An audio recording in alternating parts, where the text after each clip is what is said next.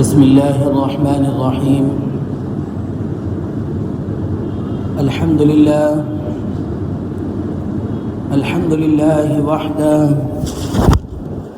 والصلاة والسلام على من لا نبي بعده ولا رسول بعده ولا معصوم بعده ولا أمة بعد أمتي ولا کتاب بعد کتابی اما بعد.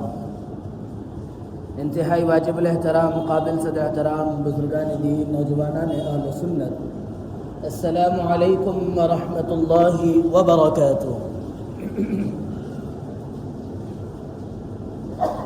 شوال کا مہینہ چل رہا ہے. دل یہ چاہتا تھا کہ اس ماہ کے اندر جو غزوہ پیش آیا، جس کو آج ہم غزوہ احد کے نام سے جانتے ہیں، اور اس عظیم غزوے کے اندر رسول اللہ صلی اللہ علیہ وسلم کے چچا جو جناب نبی کریم علیہ الصلاۃ سے حد درجے محبت کیا کرتے تھے، اور اسی طرح رسول اللہ صلی اللہ علیہ وسلم بھی آپ کے اس چچا سے بے انتہا محبت کیا کرتے تھے. ان کو اسی غزوے کے اندر شہید کر دیا گیا. ان کو ٹکڑے کر کر ان کے ٹکڑوں کو احد کے پہاڑوں پر بکھیر دیا گیا تھا. اللہ کے نبی علیہ السلام کو اس درجے دکھ ہوا تھا کہ آپ کے آنسو بہہ پڑے تھے، اور اپنے اس عظیم چچا کو آپ نے سید الشہداء کا لقب دیا تھا کہ رہتی دنیا تک آنے والے جتنے لوگ ہیں، جو شہید ہوں گے، اگر ان شہیدوں کا اگر کوئی سردار ہوگا تو وہ صرف اور صرف حضرت امیر حمزہ رضی اللہ عنہ ہوں گے. یہ جناب نبی کریم علیہ السلام سے اعزاز ملا تھا آپ کے چچا کو. دل یہ چاہتا تھا کہ ان کے بارے میں تبصرہ کریں، ان کے بارے میں ان کی تاریخ کا تبصرہ کریں، ان کی شہادت کے اس عظیم کارنامہ اور جو آپ نے جو لڑا تھا اس کا تذکرہ کریں. لیکن ایک چیز کل ایسی سامنے آئی جس کے بعد ایسا محسوس ہوا کہ اس تذکرے سے زیادہ وہ تذکرہ ہے ہمیں جو آج ہونے والا ہے. وہ کیا ہے؟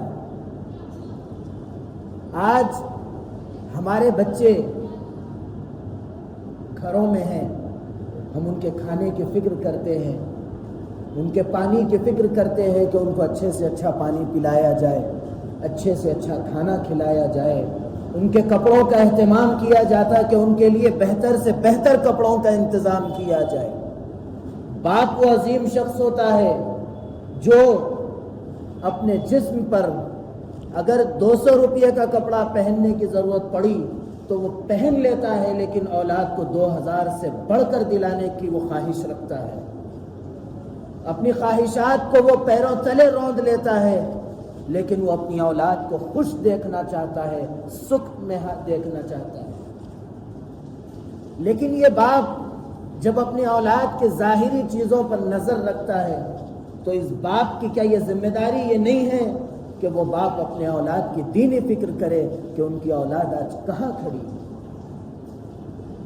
آج ہم دیکھتے ہیں خاص طور سے بہنوں کے بعد، بابری مسجد کی شہادت کے بعد اس ملک کے اندر مساجد بڑھ گئے. اتنے مساجد بڑے، شاید کہ پچھلے 200 سال میں اتنی مساجد کا اضافہ نہیں ہوا تھا جتنا اضافہ بابری مسجد کی شہادت کے بعد اس ملک میں ہوا. اور پھر ایسا نہیں ہے کہ یہ مساجد آباد نہیں ہے، ویرانی کا شکار ہے، ایسی بات بھی نہیں ہے. لوگ مسجدوں سے بھی جڑے ہوئے ہیں. یہ وہ بصارت والی نظر ہے ہماری، یہ جو ہم اپنی آنکھ سے یہ دیکھ رہے ہیں کہ بظاہر ایسا محسوس ہو رہا ہے کہ مسجدیں بڑھ رہی ہے، مسجدوں کی آبادیاں بڑھ رہی ہے، اور لوگوں کے اندر جو شعور اب تک نہیں تھا، دینی معلومات نہیں تھی، اب وہ بڑھ رہی ہیں. یہ ہم اپنی بصارت سے، اپنی آنکھ کی نظر سے ہم یہ دیکھ رہے ہیں. لیکن ایک نظر ہوتی ہے جس کو بصیرت کہا جاتا ہے، اور یہ بصیرت والی نظر وہ نظر ہوتی ہے جو بظاہر اپنی آنکھ سے حالات دیکھ کر 50 سال 20 سال پرانی، وہ آگے پرانی نہیں بلکہ آگے کی چیزوں کو وہ بصیرت والی نظر بتاتی ہے کہ یہ ہو سکتا ہے. ایک بہت بڑے بزرگ گزرے جن کو عرب علماء اپنی آنکھ پہ بیٹھایا کرتے تھے. ہم ان کو حضرت ابو الحسن علی ندوی رحمۃ اللہ علیہ کے نام سے جانتے ہیں. حضرت علی میاں رحمۃ اللہ علیہ خاص طور سے مغربی تہذیب، مغربی ثقافت کے بارے میں بہت سی ان کی کتابیں، بہت سی ان کی تحریریں ہیں.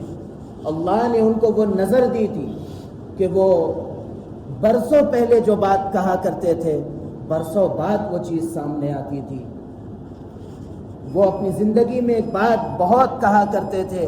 آج بظاہر لوگ اسلام سے جڑے ہوئے نظر آ رہے ہیں، آج لوگ مسجدوں سے لگے ہوئے نظر آ رہے ہیں، لیکن آنے والا وقت ایسا محسوس ہوتا ہے کہ یہ مسجد میں رہ کر بھی مسجد کے نہیں رہیں گے. بظاہر ان کی ٹوپی اور ان کا کرتا یہ بتائے گا کہ یہ مسلمان ہیں، لیکن ان کا دل اسلام سے خالی ہوگا. وہ ایک زمانہ پہلے انہوں نے یہ بات کہی تھی. آج 2026 میں آئیے، آج اپنے بچوں پر نظر ڈالیے، اپنے بڑوں کو دیکھیے کہ آج کیا صورتحال ہے. آپ اپنے دل سے بحیثیت باپ کے اپنے دل سے سوال کیجئے، بحیثیت سرپرست کے آپ اپنے دل سے سوال کیجئے کہ 24 گھنٹے جب بچہ گزارتا ہے تو ان 24 گھنٹوں کے اندر وہ 1 گھنٹہ دین کی تعلیم حاصل کرتا ہے، لیکن تمام تر ہماری زندگیوں کی آفات اگر پڑتی ہے تو اس 1 گھنٹے پر آ کر پڑتی ہے.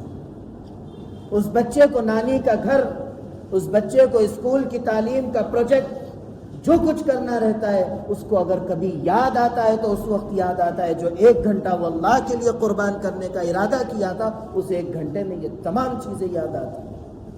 اب آپ اپنے دل سے سوال کیجئے، کیا آپ نے اللہ کے ساتھ یہ سوتیلا سلوک نہیں کیا؟ کیا آپ اللہ کے کلام کو، جس کی اہمیت یہ ہے کہ اگر یہ پہاڑوں پر رکھ دیا جائے تو پہاڑوں جیسی مضبوط قوت ریزہ ریزہ ہو جائے، یہ قرآن وہ اللہ کی وہ کتاب ہے جو انسانیت کے لیے ہدایت بن کر آئی تھی کہ ان ھذا القرآن یہدی للتی ہی اقوم. اس قرآن کے ساتھ ہمارا کیسا سلوک ہے؟ آج جو صورتحال ہے کہ اگر یہ آنے والی نسل اگر ان کے دل کے اندر ایمان پیدا نہیں ہوا تو کل یہ جب جہنم میں جائیں گے اور باپ اس کا نیکی کر کے جنت میں جائے گا تو کل اللہ کے سامنے یہ اولاد شکوہ کرے گی کہ اے اللہ، یہ میرا باپ میری دینی تعلیم کے لیے وہ رویہ اختیار کیا جس سے میرے دل کے اندر دین کی اہمیت، دین کی تعلیم کی اہمیت ختم ہو گئی تھی، جس کی وجہ سے میں دین سے نہیں جوڑا، دین کی تعلیمات سے نہیں جوڑا، جس کی وجہ آج میری یہ بنی کہ میں جہنم کی ایندھن بن گیا، جس کے ذمہ دار میرے ماں باپ ہے. اے اللہ تم کو گھسیٹ اور انہیں جہنم میں ڈال. اور اللہ اس کی سنیں گے اور اس کو جہنم میں ڈالیں گے، بھلے ہی کچھ وقت کے لیے، لیکن جانا ضرور پڑے گا. ہم کیوں اس کی فکر نہیں کرتے؟ ایک بچے کے لیے آپ یہ تو فکر کی کہ اس کا مستقبل کیسا ہوگا، وہ کیا کھائے گا، کیسے کھائے گا، کیا پڑھے گا تو کتنا کمائے گا، کیسے کما کے کھائے گا، اس کی تو آپ نے فکر کی. آپ بتائیے کیا آپ اس کی یہ فکر کی کہ جب اس کی آنکھ بند ہو جائے گی اور جو چیز کام آنے والی ہے وہ اس کے پاس کتنا ہے؟ کیا آپ نے اس چیز کی فکر کی کہ یہ بچہ جب زندگی گزارتا ہے تو دوسروں کے لیے زحمت بننے کے بجائے رحمت بنے، اور یہ رحمت اسی وقت بنتا ہے جب وہ جناب نبی کریم علیہ الصلاۃ والسلام کی تعلیمات سے وابستہ ہوگا، آپ علیہ الصلاۃ والسلام کے دامن میں آ گرے گا، اسی وقت جو ہے وہ رحمت بنے گا. ورنہ اس کے دل کی درندگی جو لوگوں کے ماحول کے اندر رہتی ہے، جو وہ ماحول جو لوگوں کو رحمت کے بجائے چھیننا، ڈکیتی، چوری سکھاتا ہے، اس ماحول کے اندر یہ بچے پنپتے ہیں، پڑھتے ہیں۔ آج اس ماحول میں رہ کر یہ بچہ کس طرح دوسروں کے لیے رحمت بن سکتا ہے؟ کون اس کا ذمہ دار ہوگا؟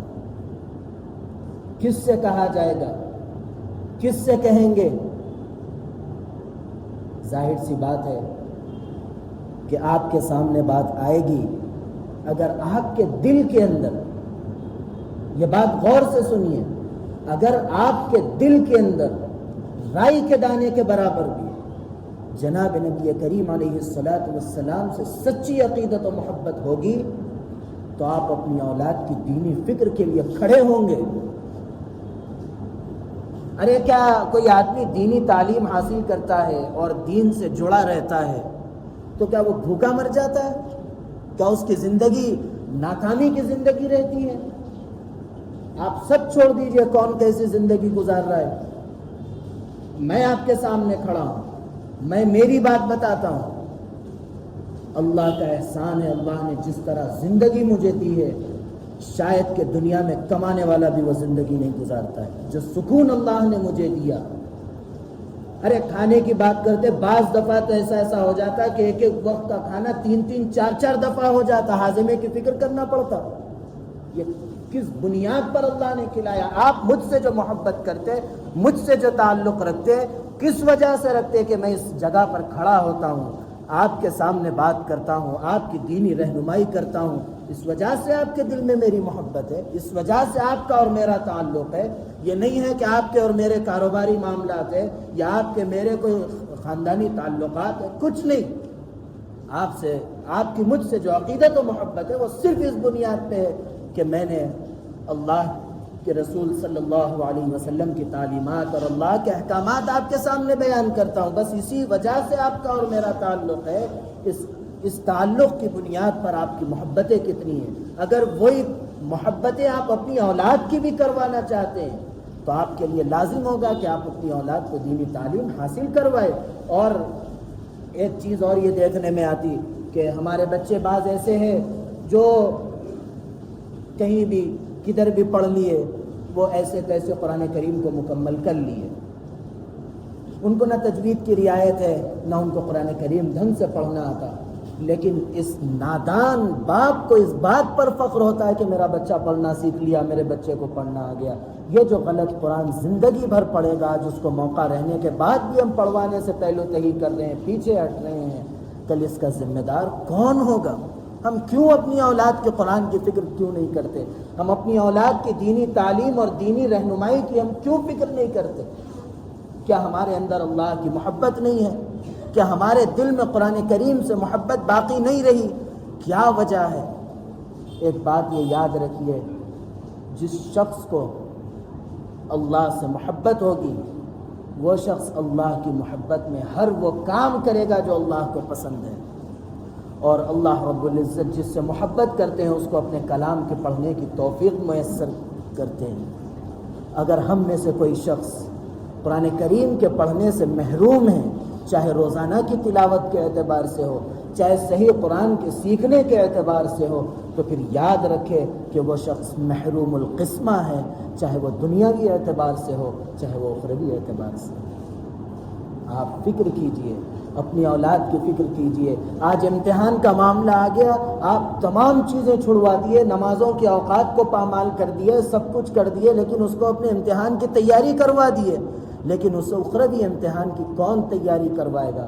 کیسے اس کی تیاری ہوگی؟ کیا اس کی فکر کرنا کہ آپ کے ذہن میں یہ باتیں ہیں کہ وہ تو پرانے زمانے کی باتیں ہیں، وہ تو بوڑھوں کے لیے ہے؟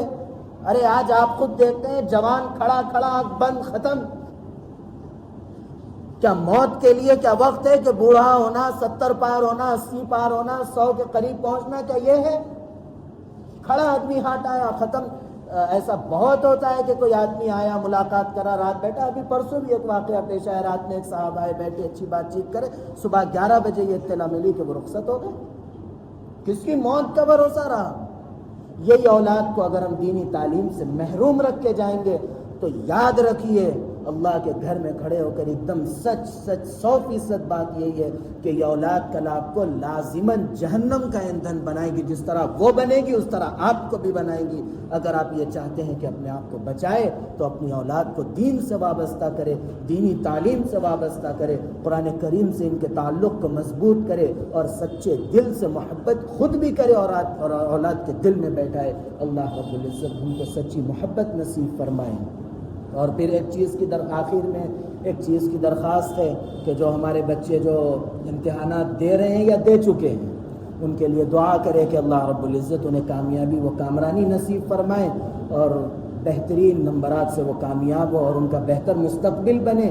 اور ہمارے آج بچوں کی جو ناکامی اور جو مسلمانوں کے زوال ہے وہ اس کا ایک یہ بھی وجہ ہے کہ وہ تعلیم سے محروم. پڑھو نہیں پڑھیں گے, آوارہ گردی کرو, پوری رات نکال دیں گے, پورا دن نکال دیں گے, سب کچھ کر دیں گے, کھانا چھوڑ دیں گے, آوارہ گردی نہیں چھوڑیں گے. یہ ہمارے بچوں کی صورتحال ہے. اس کا ذمہ دار کون ہے؟